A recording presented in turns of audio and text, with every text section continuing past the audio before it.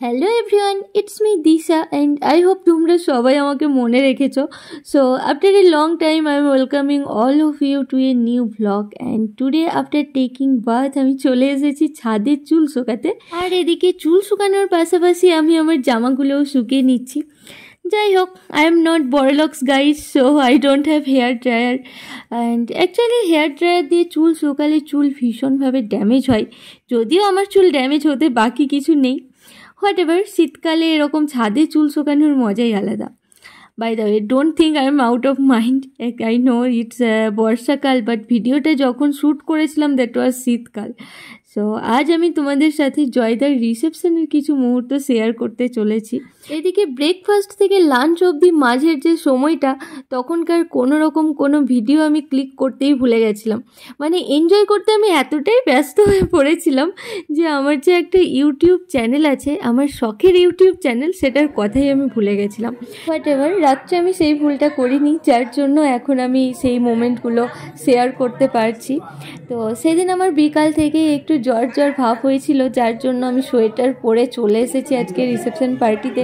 যাই হোক, meet my বৌমণি and she was just looking like a wow. এদিকে এত কিছু হয়ে গেল, এত মানুষ এতক্ষণ ধরে অপেক্ষা করছে আর এতক্ষণে বরমশাই ঢুকছে। সেদিন যদি জয়দা আর কিছুক্ষণ লেট করতো পার্টিতে আসতে, তাহলে আই এম শিওর জেঠু আর ক্যামেরাম্যান দাদারা মিলে জয়দাকে আচ্ছা করে পেটাতো। যাই হোক, জয়দা এসেই এখন শুরু করেছে পোজ দিতে, আর এদিকে আমিও আমার মা বাবার সাথে বেশ কিছু ছবি তুলে নিয়েছি। শুধু ছবি তুলিনি, সাথে ফুচকা, পকোড়া আর কফিও খেয়েছিলাম।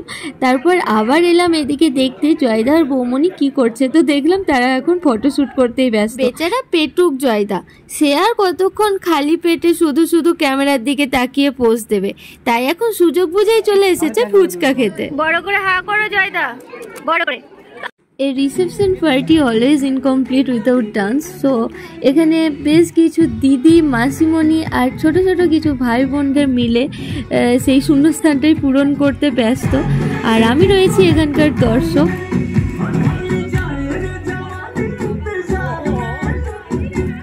ডান্স করে হয়তো তাদের খিদে পায়নি, বাট আমার তো ডান্স ভিডিও শ্যুট করতেই খিদে পেয়ে গেছে, তাই এখন আমি চলে এসেছি খাবার খেতে। তো প্রথমেই চলে এলো স্যালাড, যেটার শসাটা ছিল জয়দার মতোই তেতো।